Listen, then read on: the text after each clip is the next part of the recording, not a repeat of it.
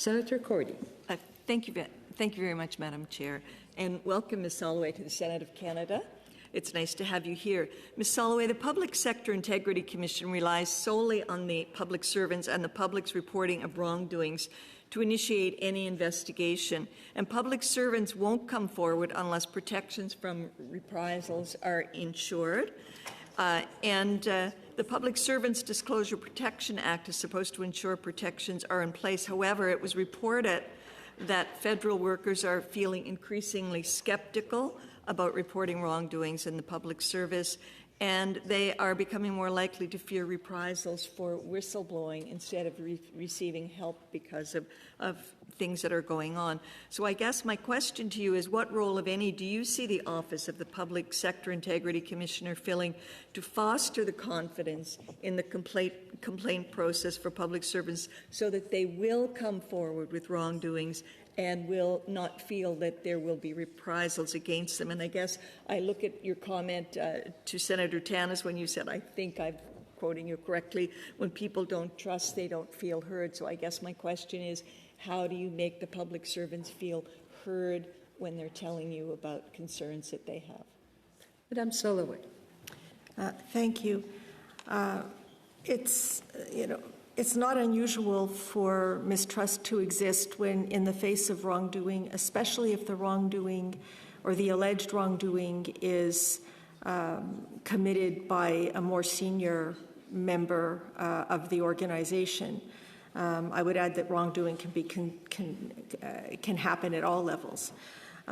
So I think that attention and communication, nothing is worse than filing a complaint or raising an issue and then having nothing, like no response other than perhaps we received your email, thank you very much, and then nothing. So nothing is worse than that. So I would ensure that those people who do come forward are kept apprised at a reasonable interval. It can't be necessarily, every day, every week. We would come to some kind of decision on what the reasonable interval would be so that they know what to expect. So we could say we will get back to you in X period of time or 2 or 3, whatever period of time that is. And I think at least in that way they would know that their issue has not just been put on a pile and forgotten about. It may not change how rapidly it could be attended to. I don't know yet. Again, I'm not there. But communication is critical. Senator Cordy. Oh, thank you very much, Chair.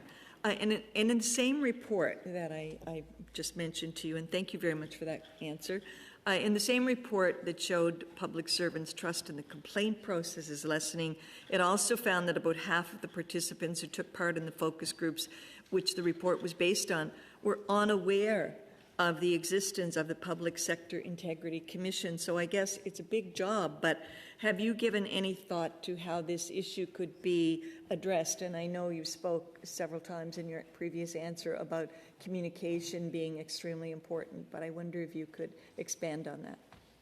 Madame Solloway. Thank you. Communication is extremely important. What that would look like in this context, it's premature for me to be able to say. I don't know what vehicles are used to communicate with members of the public service. I don't know. There's too much that I don't know to be able to give you an answer as to what specifically I would do.